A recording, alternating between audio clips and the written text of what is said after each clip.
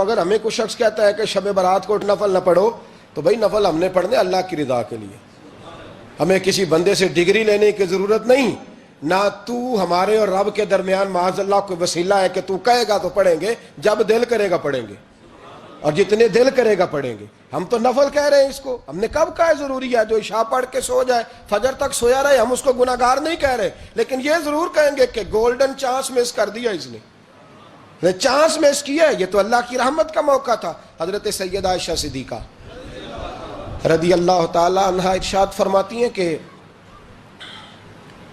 شعبان کی 15ویں رات تھی، یعنی شب برات کی رات، فرماتی ہیں شعبان کی 15ویں رات تھی، میں نے اچانک نظر ڈالی تو حضور میرے بستر میں تھے، پھر میری نظر پڑی تو حضور نہیں تھے، میرے دل میں گمان آیا، خیال آیا کہ شاید کسی اور زوجہ کی طرف حضور کا میلان تباہ ہو گیا ہو، وہاں تشریف لے گئے ہوں۔ فرماتی میں اٹھی باہر گئی تو نبی کریم علیہ السلام جنت البقیع میں تھے، قریب ایک جگہ پہ حضور دعائیں مانگ رہے تھے۔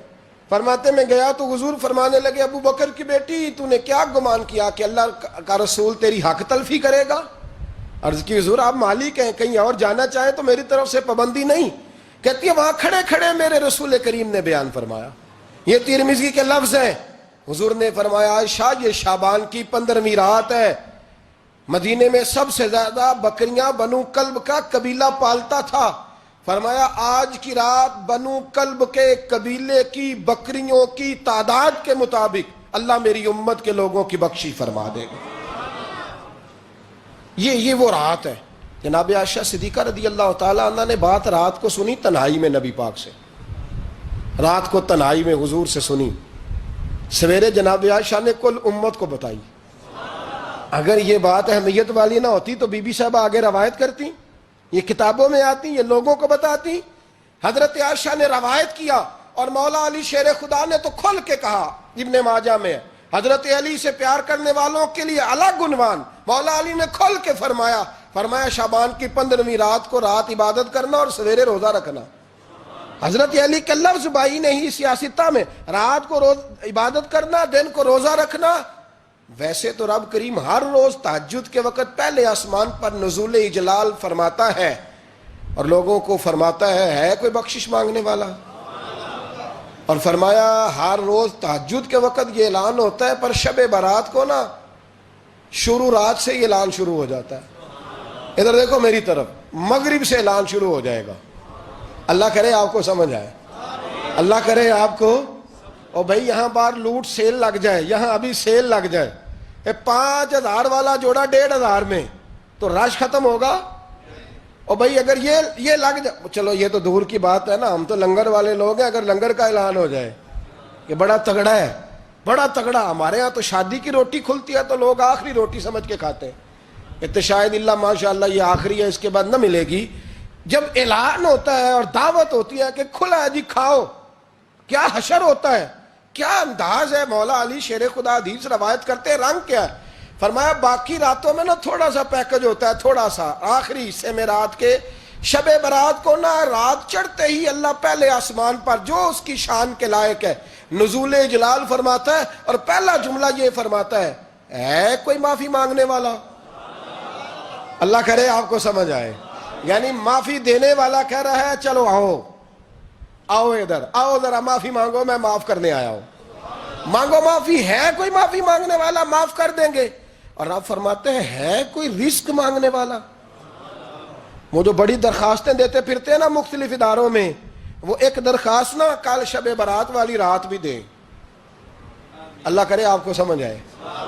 وہ جو کہتے ہیں نا بڑی بڑی کمپنیوں میں نے اپلیکیشن جمع کرائی ہے تو کہیں کام نہیں بن رہا تو نسخہ دے رہا ہوں، ایک اپلیکیشن کل رات بھی جمع کراؤ انشاءاللہ کام بن جائے گا۔ اور میں نہیں کہہ رہا، مولا علی شیر خدا فرما رہے ہیں، اور وہ خود نہیں فرما رہے، وہ نبی پاک کا فرمان نقل کر رہے ہیں، اور وہ رسول اللہ صلی اللہ علیہ وسلم کی بات نہیں بیان کر رہے، وہ کہتے ہیں رب فرماتا ہے کوئی روزی مانگنے والا؟ سارے سیٹھوں، نوابوں، جاگیرداروں کے پاس جا جا کے تھک گئے ہو، ایک دن میرے کہنے پر، ایک رات، ایک دیہڑی ذرا شب برات والی لگا کے تو دیکھو، پر شرط یہ ہے کہ یقین کامل ہو، ارادہ یہ، مطلب اللہ معاف کرے، آپ نے ناراض نہیں ہونا، لیکن وہ ماحول اس طرح کا ہے کہ شب برات کو ایک دو ساتھی کو کہا رات کو عبادت کر کہتے جی وہ تو ٹھیک ہے پر سویرے چھٹی نہیں، کام کرنا ہے. یعنی رب کہہ رہا ہے کہ تو آ جا شب برات کی رات، جو مانگے گا وہ تجھے، لیکن یہ ادھر نہیں توجہ کر رہا. یہ کہتا ہے سویرے 10 بجے دکان نہ کھلی تو مشکل ہو جائے گی، دفتر نہ گیا تو حالات آپ دیکھیں ذرا. اب جب یقین اس طرح کا ہو تو پھر تو بھائی ساری زندگی اداروں میں درخواستیں دینی ہیں. پھر آپ جیسا آپ کا مزاج ہوگا، اللہ تعالیٰ تو بندے کے گمان کے قریب ہے. تو میرے رسول پاک علیہ السلام نے ہمیں یہ میسج دیا، پیغام دیا، فرمائے اس رات جو اولاد مانگے گا رب اسے بھی عطا فرمائے گا. اس رات جو اللہ سے بخشش مانگے گا اللہ اسے بھی دے گا. اس رات جو رب کریم سے عزت مانگے گا اللہ اسے بھی عطا کرے گا. شارحین نے لکھا اس رات جو رب سے پردہ پوشی مانگے گا اللہ اسے پردہ پوشی بھی عطا کرے گا. جو جنت کا سوالی ہوگا رب اپنے فضل سے عطا فرمائے گا. کوشش فرمائے، کوشش فرمائے. 10 محرم کو ہمارے ہاں لوگ جاتے ہیں قبرستان، وہ کسی حدیث سے ثابت نہیں، میں منع نہیں کر رہا، جائیں 9 محرم کو جائیں، 10 کو جائیں، 11 کو جائیں، 8 کو جائیں، سفر میں جائیں، ربیع الاول میں جائیں، قبرستان میں جب بھی جائیں، منع نہیں ہے. لیکن شب برات والی رات تو خود رسول کریم گئے ہیں نا قبرستان. اب جو بات میں نے سمجھانی ہے اس کو سمجھیں. نبی پاک کی والدہ کا مزار نہیں ہے وہاں جنت البقیع میں. حضور کے کو بھائی بہن، حضور کیا کرنے گئے؟ امت کی بخشش کے لیے گئے. شب برات کی رات لالچی نہ بنے کہ صرف میں نے اپنے لیے روزی مانگنی ہے، کل امت کے لیے مانگے رب کریم سے. مانگے اپنے بھائی کے لیے، مانگے اپنی بہن کے لیے، مانگے اپنے بیٹے کے لیے، مانگے اپنی بیٹی کے لیے، مانگے اللہ کریم سے. یہ مانگنے کی رات ہے. پچھلی راتی رحمت رب دی کرے بلند آوازہ، بخشش منگن واریاں کارن کھلا جے دروازہ. آئیں اللہ کی بارگاہ میں اس رات کو کھل کے دعا مانگیں. قبرستانوں میں نا کچھ قبریں ایسی ہیں کہ جو بتاتی ہیں کہ سالوں بیت گئے ہیں کوئی آیا نہیں. کچھ قبریں بتاتی ہیں. اور کچھ بڑے قبرستان بڑے شہروں میں ایسے بھی ہیں کہ جن کا گورکن کہتا ہے کہ مجھے کمیٹی نے کہہ دیا ہے جہاں 4-5 سال کوئی نہ آئے وہاں نئی قبر بنا دیا کرو. وہاں نئی قبر بن جاتی ہے معاذ اللہ. او بھائی کچھ ہیں ایسے، کچھ ہیں.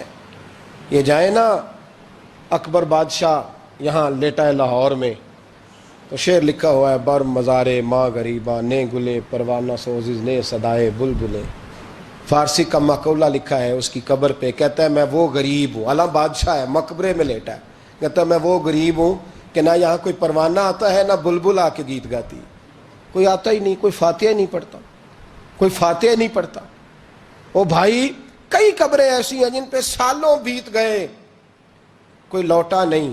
اور مشکات میں حدیث ہے میرے نبی کریم علیہ السلام نے فرمایا جو قبر میں ہوتا ہے وہ تو اس آدمی کی طرح ہے جو دریا میں ڈوب رہا ہے اور وہ انتظار کر رہا ہے کہ میرا بیٹا میرے لیے دعا مانگے، میری بیٹی دعا مانگے. پر بیٹے کو تو 27 سال ہو گئے، ملک سے باہر ہے، کاغذ بنے گے تو ابے کی قبر پہ آئے گا نا. اس کے تو کاغذات ہی نہیں مکمل ہو رہے.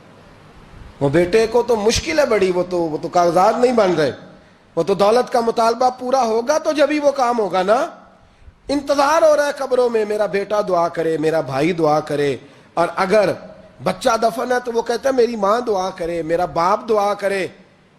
کوشش کریں شب برات بعد از مغرب یہ رواج پیدا کریں. یہ رسول اللہ کا طریقہ ہے صلی اللہ علیہ وسلم. قبرستان میں جائیں اور جا کر کے وہاں اللہ تبارک و تعالیٰ سے دعا مانگیں کہ یا اللہ جو اس قبرستان میں لیٹے ہیں وہ بھی، اور جو آج تک کلمہ پڑھنے والے دنیا سے گئے وہ بھی، اور جو قیامت تک جائیں گے وہ بھی. اے اللہ تو سب کی بخشش فرما دے.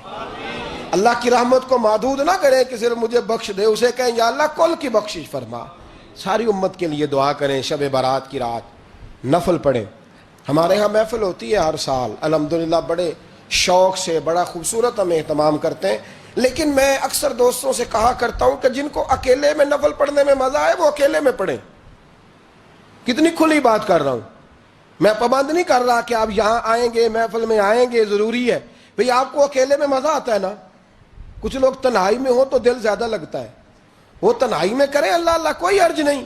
لیکن کچھ ایسے ہیں کہ نعت سنتے ہیں تو دل نرم ہوتا ہے، تقریر سنتے ہیں تو دل نرم ہوتا ہے. تو جن کا اس طرح نرم ہوتا ہے وہ مسجد میں آئے, بات سنے. کچھ کو سب کے بیچ بیٹھ کے رونا آتا ہے. حضرت سعدی شرازی فرمایا کرتے تھے کچھ لوگوں کے آنسو مجھے رلا جاتے ہیں. فرماتے ہیں کچھ کی آنکھیں دیکھ کے رو پڑتا ہوں, لہذا میں جب بھی ذکر کرتا ہوں محفلوں میں بیٹھ کے کرتا ہوں. تنہائیوں میں مجھ سے نہیں ہوتا, تو جس سے نہیں ہوتا وہ آئے نا, مسجد میں آئے, رات عبادت کریں. کل مغرب سے پہلے پہلے کام سمیٹ لیں سارے, اور مغرب کے بعد یہ رات شروع ہوگی, مغرب کے بعد ایک چھٹی کر لو اللہ رسول کے لیے. کر لیں گے انشاءاللہ تعالی ایک چھٹی. اور توبہ کی رات ہے, یہ توبہ کرنی ہے. توبہ کس کو کہتے ہیں؟ توبہ کا معنی ہے پچھلے گناہ پر پچھتانا, شرمسار ہونا. کہتے نہیں اے کاش میں نہ کرتا, اور وہ لفظوں میں نہیں, جملوں میں نہیں, توبہ رٹی رٹائی نہیں. شرمسار ہونا اور آئندہ گناہ نہ کرنے کا پکا ارادہ کرنا, اس کا نام توبہ ہے. دیکھیں اللہ تعالیٰ فضل کرے, میں نے پچھلے سال کہا تھا پھر کہتا ہوں, مسجدوں سے نا شب برات کی رات, شب قدر کی رات چیخوں کی آوازیں آتی ہیں, لوگ اتنا روتے ہیں. روتے ہیں نا, رونا چاہیے. کم روتے ہیں, زیادہ رونا چاہیے. لیکن سوال یہ ہے کہ اتنا زیادہ لوگ شب برات کی رات روتے ہیں, کیا پھر سویرے بددیانتی ختم ہو جاتی ہے؟ جو رات مسجد میں کھل کے رو کے آیا ہے اس کا پروگرام ہے نا کہ اب ملاوٹ کبھی نہیں کرے گا, اب گاہکوں سے جھوٹ کبھی نہیں بولے گا, اب وہ بددیانتی کا معاملہ کبھی نہیں کرے گا. لیکن رات روتا بھی رہے اور سویرے پروگرام یہ ہو کہ میں نے پھر لوگوں کو فریب دینا ہے, داؤ لگانا ہے, تو اس نے توبہ کیا رات کے, یہاں بس یہ ایکٹنگ کر کے لوٹ آیا ہے. یعنی بڑی سجا بنا کر کے, سوار کر کے رات توبہ کی. کیا مطلب ہے توبہ کا؟ کہ توبہ آپ نے کی. حضرت حسن بصری سے کسی نے کہا توبہ کیا ہے؟ فرمانے لگے توبہ یہ ہے کہ جس گلی سے رب نے تجھے منع کیا ہے دوبارہ پھر تو اس گلی میں نظر نہ آئے, تو نظر ہی نہ آئے. اور جس جگہ جانے کا رب نے تجھے حکم دیا ہے پھر تو دوبارہ وہاں سے غیر حاضر نہ ہو. اگر یہ پروگرام ہی نہیں, ارادہ ہی نہیں. بچے ایک دو مجھے کہنے لگے کل حضرت صاحب توبہ کے موضوع پر ہم نے گفتگو کرنی ہے, تو کوئی باپ بتائے کہاں پہ ہے. کچھ بچے شاگرد ہیں, کچھ مسجدوں میں جمعہ پڑھاتے ہیں. ایک نے مجھ سے کہا, تو میں نے کہا بیٹے پہلے مسجد میں جاؤ, 2 نفل پڑھو, توبہ کرو, توبہ کا ارادہ بناؤ. یہ رسم نہیں ہے.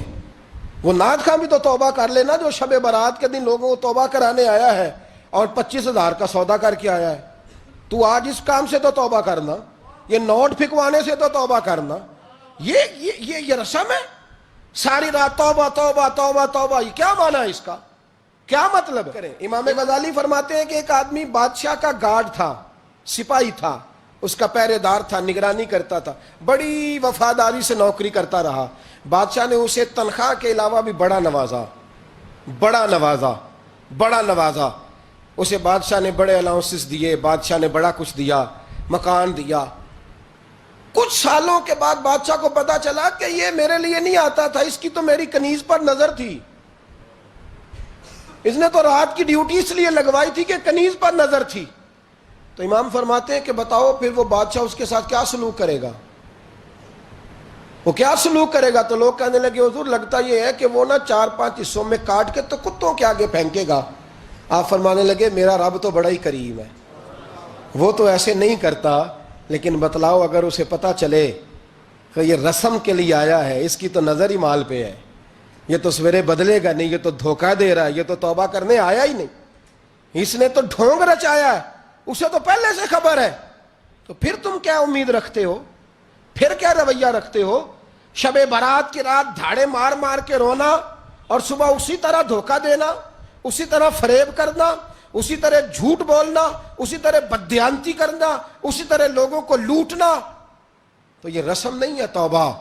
توبہ تو بدل جانے کا نام ہے, توبہ تو پھر سنور جانے کا نام ہے. توبہ تو اس طرح ہے جس طرح حضرت ابراہیم ابن ادھم نے کی تھی. وقت کے بادشاہ تھے, بادشاہ جب توبہ کی تو پھر ہر چیز چھوڑ دی, پھر مال لوگوں میں بانٹ دیا اور پھر ٹاٹ کا لباس پہن کر زندگی گزاری. لوگوں نے کہا حضور یہ تبدیلی ہے. فرمایا تبدیلی نہیں, یہ میری توبہ ہے, یہ میری توبہ ہے. جب توبہ کی تو پھر بدل کے کی, جب توبہ کی تو پھر تبدیل کیا آپ نے. یہ کیا توبہ ہوئی؟ ساری رات روتے رہے, سویرے دکان پہ جا کے پھر قسم اٹھائی کہ مجھے تو پڑتا ہی 11,000 کا ہے. یہ توبہ ہے؟ تو آپ نے اور میں نے توبہ کرنی ہے تو انشاءاللہ تعالیٰ اس طرح کرنی ہے کہ پھر 15ویں شعبان کو بدل جائے. یہ جو موقع آتے ہیں نا شب برات کے, شب قدر کے، یہ بنیادی طور پر اللہ تعالیٰ کی طرف سے دی ہوا موقع ہوتا ہے کہ چلو تمہیں چانس دیتے ہیں، تمہیں چانس دیتے ہیں، پابندی کوئی نہیں، لیکن رب کی طرف سے نا موقع ملتا ہے، چلو تمہیں ایک موقع دیتے ہیں، چلو اپنے آپ کو کلیئر کر لو، تمہیں موقع دیتے ہیں، یا اللہ کیا کرے، کچھ بھی نہیں، آ کے نا سچے دل سے 2 رکعتیں پڑھ کے توبہ کرو، عرش کا مالک پچھلے سارے ہی معاف کر دے گا، کچھ بھی نہیں، آؤ موقع ہے۔ ان لوگوں کی باتوں پہ نہ جائیں جو بلا وجہ پریشان کرتے ہیں، ہمیں بھی روز ہی سوال آتے ہیں، دل نہیں کرتا، کچھ باتیں ایسی ہیں جو کرنے کو طبیعت نہیں چاہتی، میں کروں گا بھی نہیں۔ لوگوں کو شب برات کا حوالہ بھی نہیں مل رہا، حالانکہ ترمذی شریف میں حدیث موجود ہے، صحاح ستہ کی روایت ہے، ترمذی میں موجود ہے۔ پہلے کہتے ہیں صحاح ستہ سے دکھاؤ، جب صحاح ستہ سے مل گئی تو اب اور کدھر جانا ہے؟ اور ابن ماجہ میں موجود ہے مولا علی کی روایت، اور ذرا ترتیب دیکھیے گا، یہ ترمذی کی حدیث ہے، اور امام ترمذی نے تو پورا باب باندھا ہے 15ویں شعبان پر، پورا باب۔ اب تمہاری مرضی ہے اگر تم نئی بات کو سمجھنا چاہتے۔ اور مجھے پتا کیوں یہ شب برات کیا لگتا ہے، مجھے کبھی کبھی یوں لگتا ہے کہ رب فرماتا ہے کہ رمضان سے 15 دن پہلے ہی پکی سچی توبہ کر لے، تیاری کر، پاک صاف ہو جا، تاکہ جب رمضان آئے نا تو پھر تجھے پاک ہونے کی ضرورت نہ پڑے، بس پھر تو آتا جائے اور میں تیرے اوپر رحمتیں نچھاور کرتا جاؤں، بس تو پہلے ہی تیاری کر، 15 دن پہلے ہی، 14 دن پہلے تیار ہو جا۔ کل رات اپنے آپ کو ذہنی طور پر تیار کریں، بچوں کو تیار کریں، گھروں کو تیار کریں۔ اب جب مہمان آتے ہیں نا بڑا کچھ کرتے ہیں، شب برات آئے تو مصلے ایک دفعہ دھویا کریں، ایک دفعہ مصلے دھویا کریں۔ فرش دھوتے ہیں نا، مہمانوں نے آنا ہے تو ایک کمرے کا فرش دھو کے صاف کریں کہ خواتین نے یہاں ساری رات نماز پڑھنی، یہ ارادے بنائیں۔ جس طرح آپ کہتے ہیں نا رات کو سفر کرنا ہے تو دوپہر میں تھوڑا آرام نہ کر لوں تو کل دوپہر میں آرام کر لیں، تاکہ رات کو رب رب کرنا آسان ہو جائے، اللہ کی بارگاہ میں بیٹھنا آسان ہو جائے۔ مکمل طور پر ذہنی طور پر اپنے آپ کو تیار کریں۔ یہاں بھی محفل ہوگی انشاءاللہ، عشاء کے متصل بعد شروع ہو جائے گی، 12 بجے تک محفل چلے گی، پھر 12 بجے کے بعد نماز تسبیح پڑھی جائے گی، پھر 1 بجے پھر دوبارہ آپ کو اجازت دی جائے گی، کوئی انفرادی طور پر گھنٹہ سوا اپنی الگ سے کوئی عبادت کرنا چاہے تو وہ تب بھی ممکن ہو، جیسے آپ کو موقع بنے۔ میں کہہ چکا ہوں، لیکن وقت ضائع نہ کرنا، گولڈن چانس ہے، اس کو مس نہ کرنا، یہ شب نجات ہے، اس کے ضرور قریب جانا۔ رب کریم سمجھنے کی توفیق عطا فرمائے۔ آخر دعوایا